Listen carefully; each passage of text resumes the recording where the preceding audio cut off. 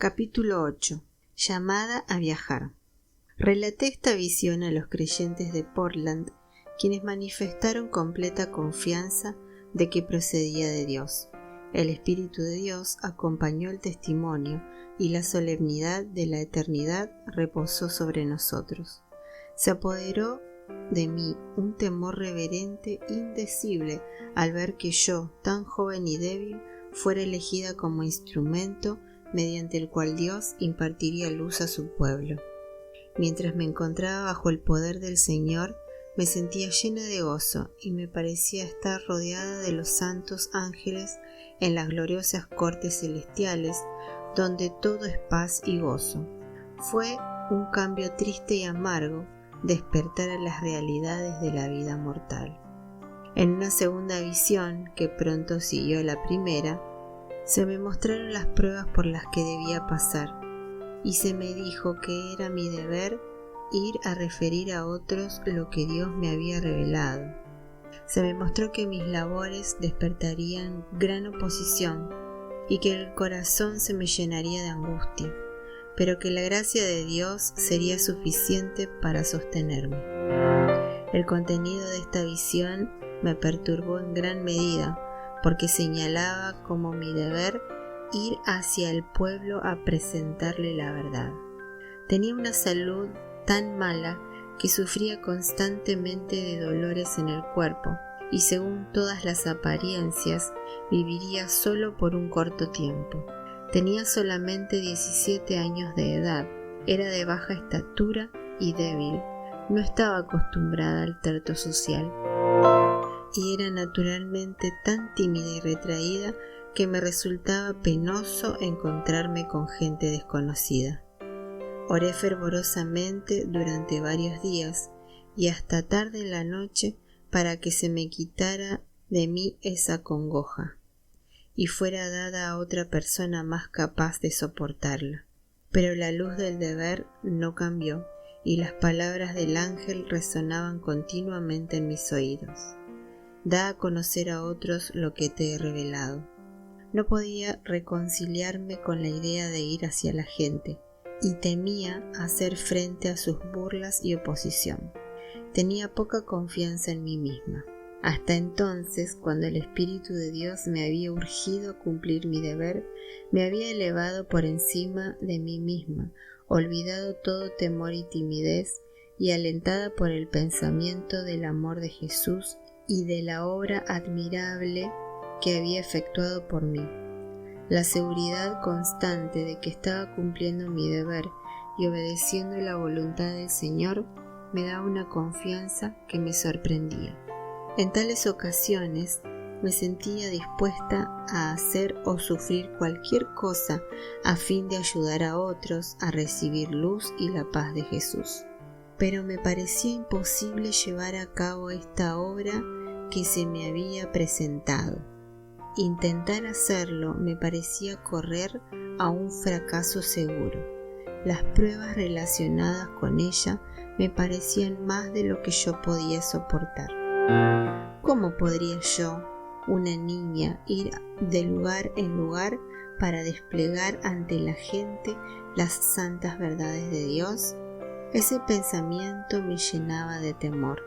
Mi hermano Roberto, que tenía solo pocos años más que yo, no me podía acompañar porque tenía mala salud y era aún más tímido que yo, y no había nada que me hubiera podido inducir a dar ese paso. Mi padre debía trabajar para sostener a su familia, por lo que no podía abandonar su negocio, pero él me aseguró que si Dios me había llamado a trabajar en otros lugares, no me dejaría de abrir el camino que yo debía recorrer. Pero esas palabras de ánimo llevaron poco alivio a mi corazón desvalido.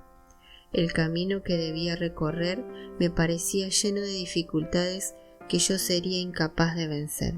Anhelaba la muerte como liberación de las responsabilidades que se acumulaban sobre mí.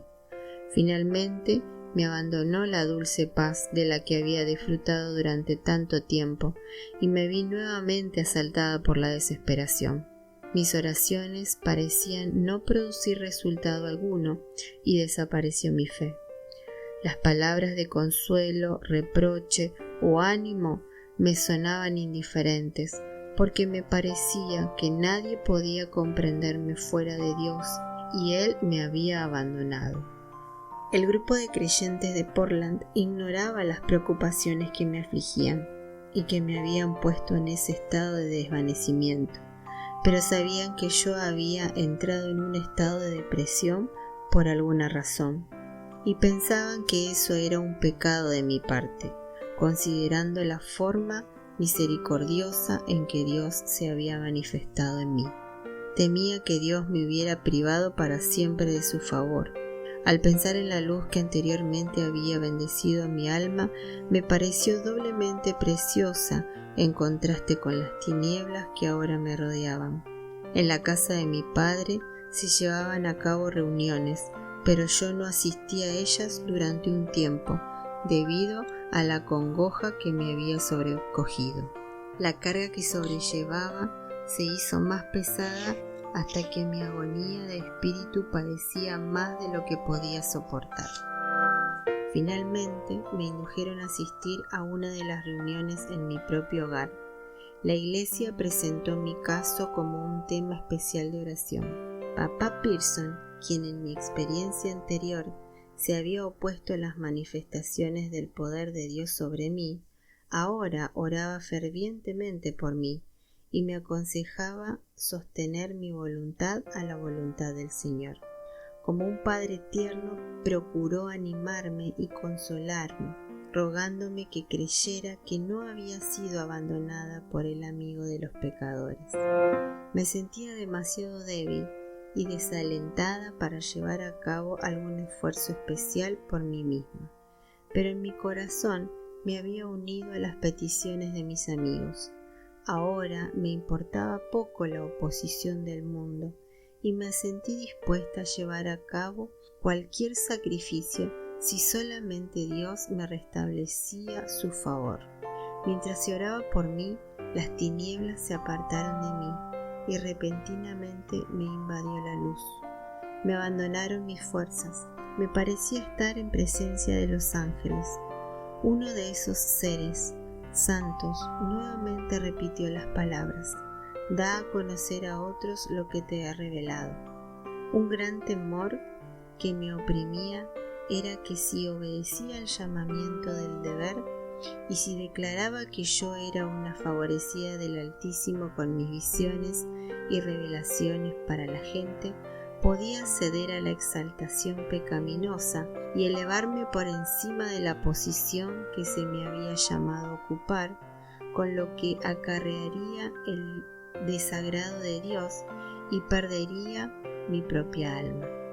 Tenía ante mí varios casos como el que he descrito aquí, y mi corazón desfallecía ante la prueba que me esperaba.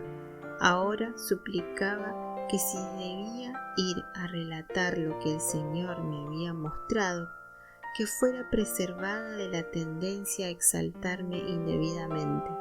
El ángel dijo: tus oraciones han sido escuchadas y serán contestadas. Si te amenaza ese mal que tanto temes, la mano de Dios se extenderá para salvarte mediante la aflicción. Él te atraerá hacia sí mismo y preservará tu humildad. Da fielmente el mensaje, permanece firme hasta el fin, y comerás el fruto del árbol de la vida y beberás del agua de vida. Después de recuperar la conciencia de las cosas terrenales, me entregué al Señor, lista para cumplir sus órdenes cualesquiera que éstas fueran. Providencialmente se presentó la oportunidad de ir con mi cuñado y mis hermanas a un pueblo denominado Polonia, a 45 kilómetros de mi hogar. Allí tuve ocasión de presentar mi testimonio. Había tenido la garganta y los pulmones tan enfermos durante 3 meses que apenas podía hablar en voz baja y ronca. En esa ocasión me puse de pie durante la reunión y comencé a hablar en un susurro. Continué con esa forma durante 5 minutos. Después de lo cual el dolor y la obstrucción desaparecieron de mi garganta y mis pulmones. Mi voz se tornó clara y fuerte y hablé con perfecta facilidad y libertad durante casi 2 horas. Cuando concluí mi mensaje, perdí mi voz hasta cuando nuevamente me puse en pie delante de la congregación y se llevó a cabo la misma restauración singular. Sentí la seguridad constante de que se estaba haciendo la voluntad de Dios y mis esfuerzos produjeron resultados notables. Se presentó la oportunidad providencial de viajar al sector este del estado de Maine. El hermano William Jordan iba en viaje de negocios a Orrington, acompañado por su hermana, y me invitaron a ir con ellos. Como había prometido al Señor ir por el camino que Él me señalara, no me atreví a negarme. En Orrington conocí al pastor Jaime White. Conocí a mis amigos y él mismo se encontraba dedicado a trabajar en la obra de la salvación. El Espíritu de Dios acompañó el mensaje que presenté. Los corazones se regocijaron en la verdad, y los desanimados se alegraron y se sintieron animados a renovar su fe. En la localidad de Garland se reunió una numerosa multitud procedente de diferentes sectores para escuchar el mensaje, pero me encontraba sumamente preocupada porque había recibido una carta de mi padre en la que me rogaba que regresara al hogar, pues circulaban falsos informes respecto de mí. Este fue un golpe inesperado.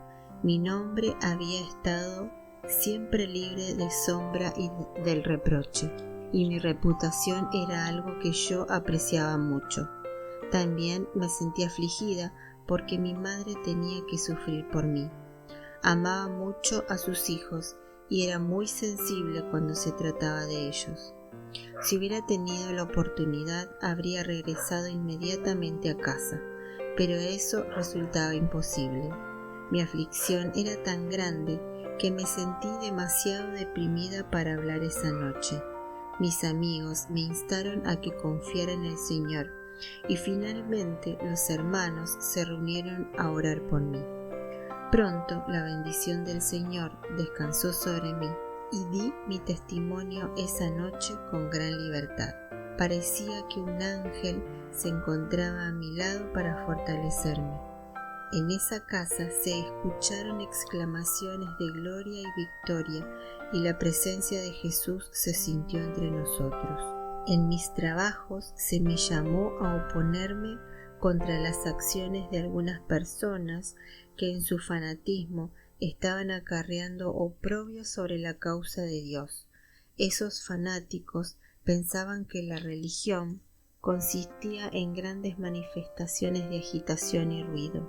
Hablaban en una forma que irritaba a los incrédulos y los hacía odiarlos a ellos y las doctrinas que enseñaban, y ellos, debido a eso, se regocijaban porque sufrían persecución.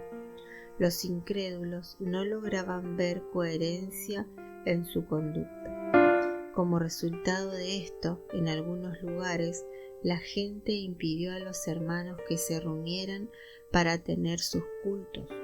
Los inocentes sufrieron por los culpables. Yo me sentía muy afligida la mayor parte del tiempo. Parecía una crueldad que la causa de Cristo sufriera perjuicio debido al comportamiento de esos hombres. No solo estaban arruinando sus propias almas, sino también estaban colocando sobre la causa un estigma que no sería fácil de quitar. Y Satanás se complacía en eso. Le convenía mucho que la verdad fuera manejada por los hombres no santificados y que se mezclara con el error para que todo fuera arrastrado por el polvo. Contemplaba con aire de triunfo el estado de confusión y la dispersión de los hijos de Dios. Una de esas personas fanáticas trabajó con cierta medida de éxito para indisponer contra mí a mis amigos y aún a mis familiares, debido a que yo había relatado fielmente lo que se me había mostrado con respecto a su comportamiento no cristiano. Él hizo circular falsedades para destruir mi influencia y justificarse a sí mismo. Mi suerte era muy dura. El desánimo me asaltaba intensamente y la condición del pueblo de Dios me llenaba tanto de angustia que durante 2 semanas me sentí postrada y enferma. Mis amigos pensaban que no podía vivir, pero los hermanos que simpatizaban conmigo en esta aflicción se reunieron para orar en mi favor. Pronto comprendí que se ofrecían oraciones fervorosas y eficaces sobre mi restablecimiento. La oración prevaleció y el poder del enemigo fue quebrantado, y yo fui liberada. Inmediatamente se me mostró una visión. En ella vi que si sentía que influencias humanas afectaban mi testimonio, no importaba dónde ocurriera eso, lo único que tenía que hacer era clamar a Dios, porque Él enviaría un ángel en mi rescate. Ya tenía un ángel guardián que me asistía continuamente, pero cuando fuera necesario, el Señor enviaría otro para que me elevara por encima del poder de toda influencia terrena.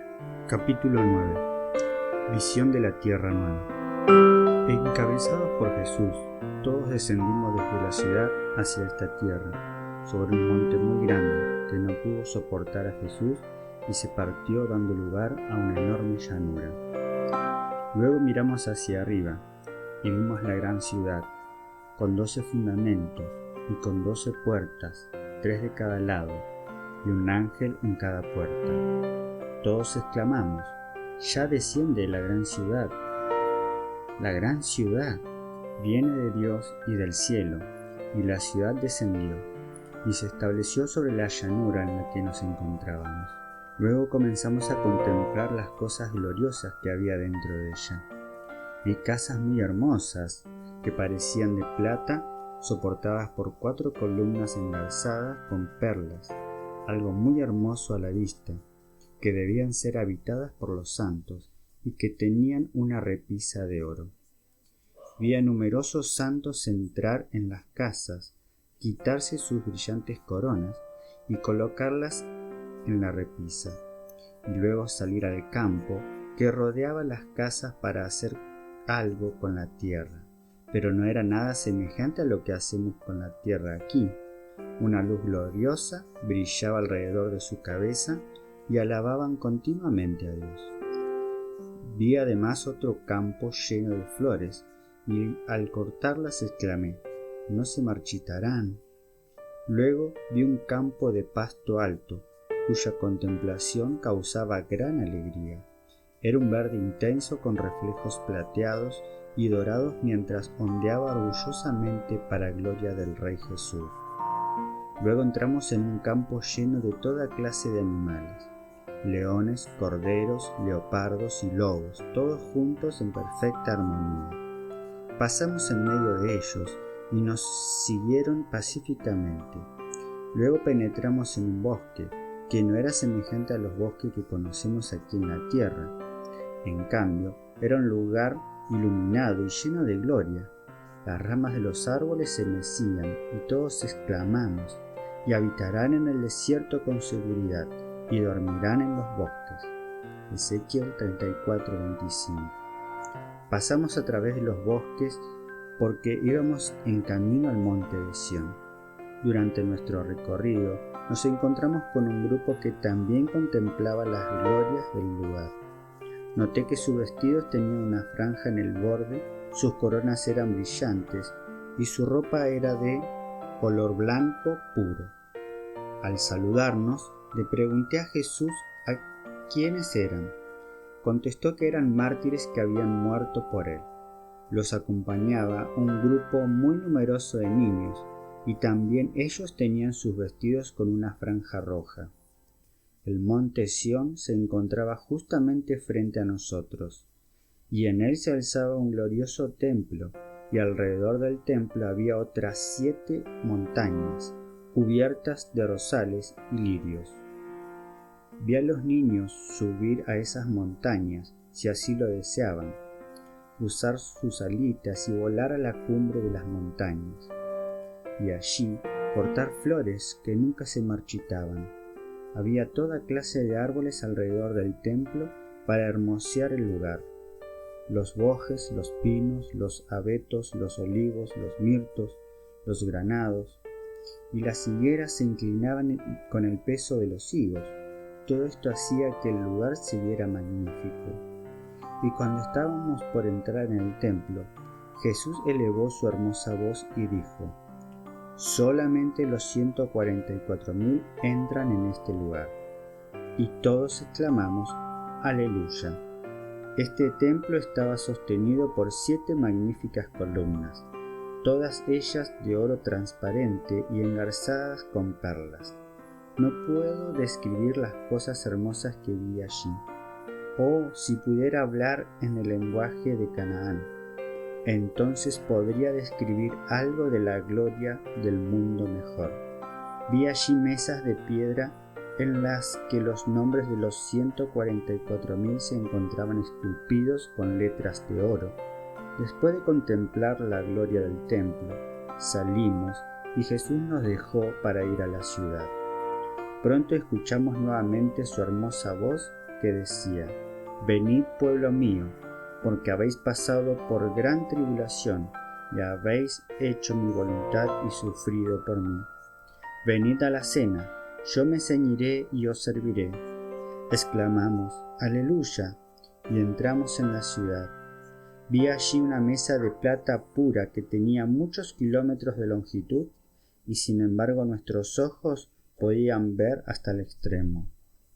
Vi el fruto del árbol de la vida, el maná, almendras, higos, granadas, uvas y muchas otras frutas.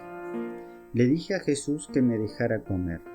Él me contestó: «Ahora no, los que comen de esta fruta no vuelven más a la tierra, pero dentro de poco tiempo, si eres fiel, comerás del fruto del árbol de la vida y beberás del agua de la fuente. Tú debes volver a la tierra y relatar a los otros lo que te he revelado». Luego un ángel me condujo suavemente a este mundo oscuro.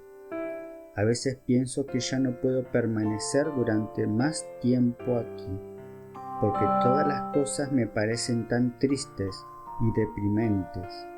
Me siento muy sola aquí, porque he visto una tierra mejor. Ojalá pudiera tener alas como una paloma, porque entonces podría volar lejos al lugar de reposo. El hermano Haydn, quien se encontraba presente durante esta visión, compuso los siguientes versos, que han sido publicados muchas veces e incluidos en varios himnos. Quienes los han publicado, leído y cantado probablemente no saben que se originaron en una visión de una niña que era perseguida por su humilde testimonio.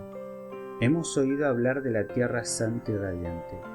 Hemos escuchado y nuestros corazones se regocijan, porque éramos un grupo solitario de peregrinos, fatigados, rendidos y tristes. Nos dicen que los santos tienen allí su morada. Ya no hay quienes no tienen hogar, y sabemos que la buena tierra es hermosa, donde corre el limpio río del agua de la vida. Dicen allí ondean los campos verdes que nunca serán dañados por la plaga, y que los desiertos florecen con hermosura, y allí crecen las rosas de Sarón. En los verdes bosques hay bellas aves, de cantos alegres y dulces, y sus trinos brotan siempre nuevos, saludan la música de arpa de ángeles.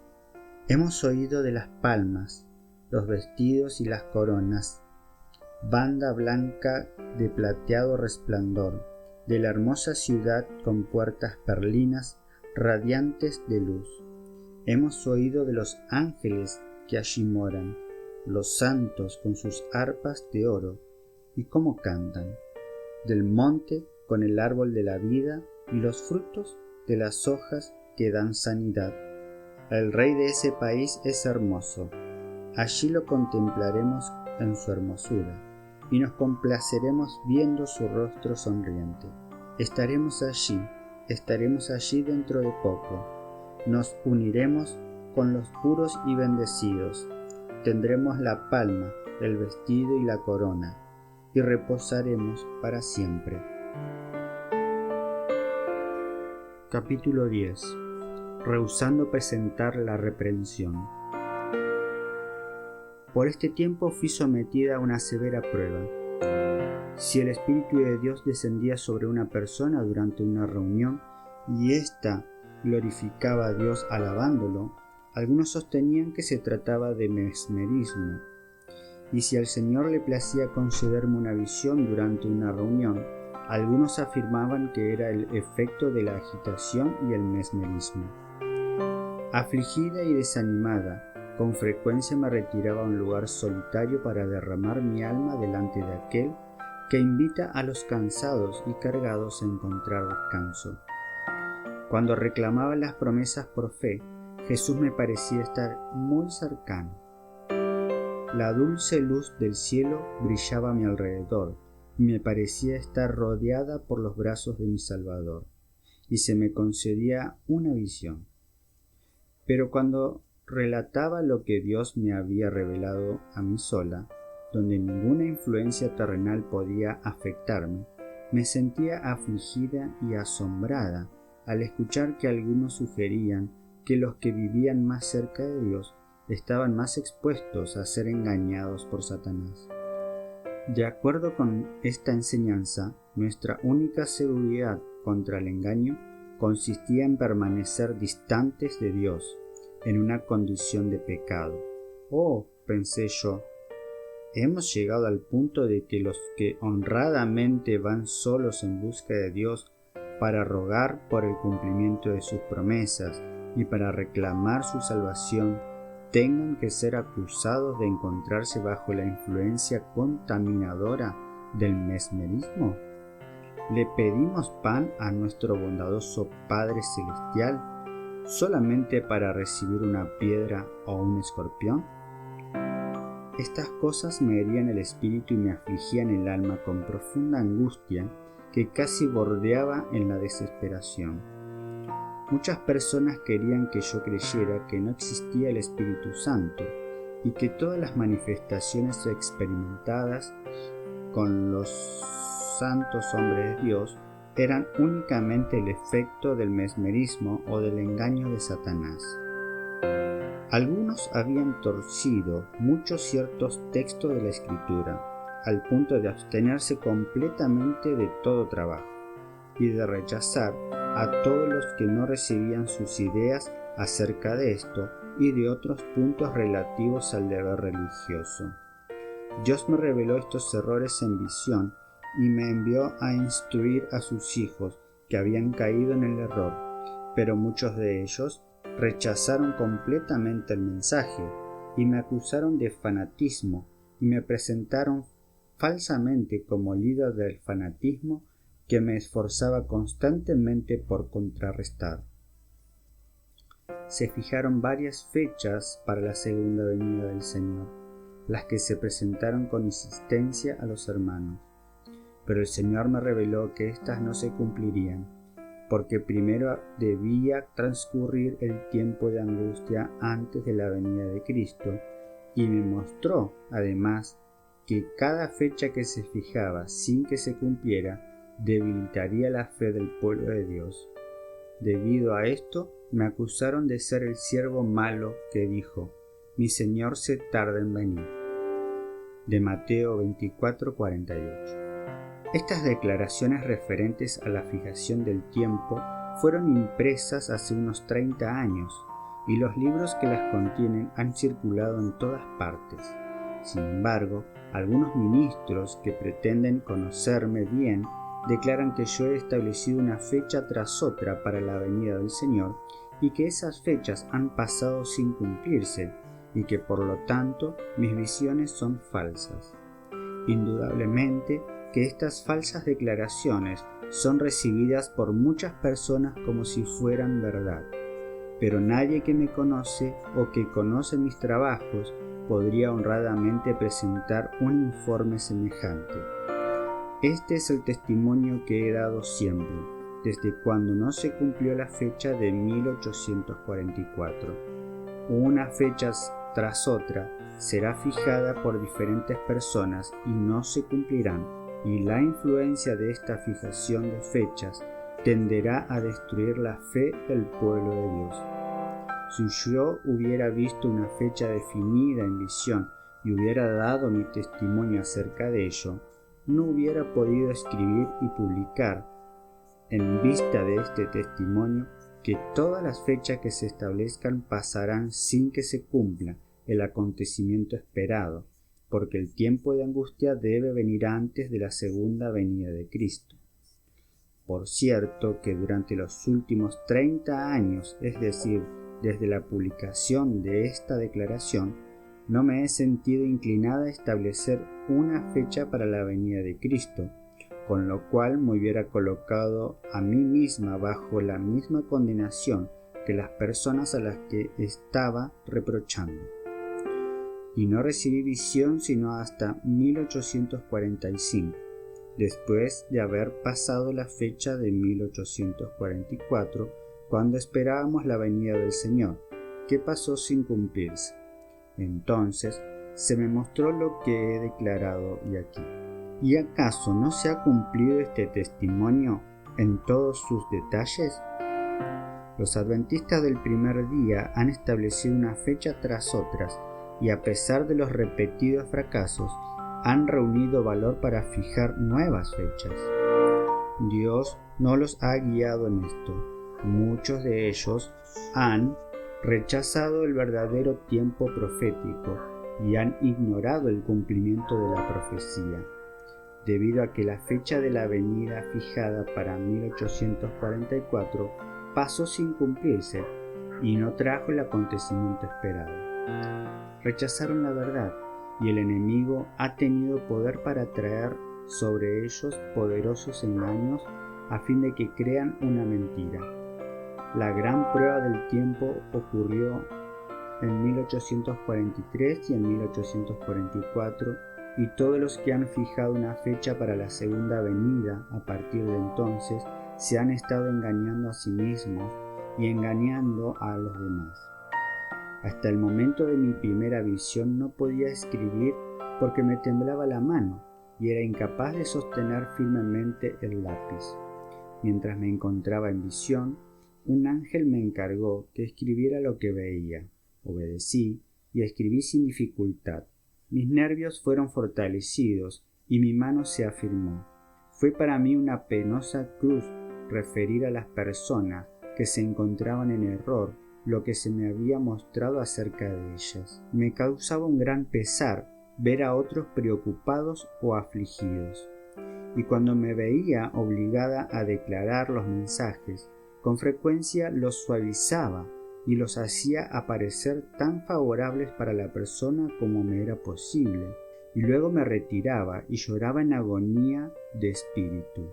Consideraba los que debían preocuparse únicamente por sus propias almas y pensaba que si yo me encontraba en su condición no me quejaría. Me resultaba difícil dar los testimonios claros y cortantes que Dios me había encargado que presentara. Observaba ansiosamente para ver cuáles serían los resultados y si las personas reprochadas se rebelaban contra la reprensión y después de eso se oponían a la verdad. Estos interrogantes se presentaban en mi mente. ¿Presenté el mensaje en la forma de vida? ¿No habría podido encontrarse alguna forma de salvarlos? Y después de eso, una gran aflicción se apoderaba de mi alma, y con frecuencia pensaba que la muerte sería una mensajera bienvenida y el sepulcro un dulce lugar de descanso. No comprendía el peligro y el pecado de ese proceder hasta que en visión fui llevada ante la presencia de Jesús. Él me miró con desaprobación y me volvió el rostro. Me resulta imposible describir el terror y la agonía que sentí en ese momento. Caí postrada ante él, pero no podía pronunciar ninguna palabra. Cuánto anhelaba encontrarme a cubierto en esa temible expresión de desaprobación. Así pude comprender en cierto grado lo que serán los sentimientos de los que se pierdan cuando exclamen: montes y peñas, caed sobre nosotros y escondednos del rostro de aquel que está sentado sobre el trono y de la ira del Cordero. Apocalipsis 6:16. Pronto un ángel me indicó que me levantara y difícilmente puedo describir lo que vi. Ante mí se encontraba un grupo de personas que tenían el cabello y los vestidos en desorden y rotos, y cuyos rostros eran la imagen misma de la desesperación y el horror. Se aproximaron a mí y frotaron sus vestidos con el mío. Al mirar mi vestido, vi que estaba manchado con sangre. Volví a caer como muerta a los pies de mi ángel acompañante. No pude presentar una sola excusa y anhelé encontrarme lejos de ese lugar santo. El ángel me ayudó a levantarme y me dijo: este no es tu caso en este momento, pero se te ha mostrado esta escena para que sepas lo que llegará a ser tu situación si dejas de declarar a otros lo que el Señor te ha revelado. Pero si eres fiel hasta el fin, comerás del árbol de la vida y beberás de las aguas del río de la vida. Tendrás que sufrir mucho, pero la gracia de Dios te será suficiente.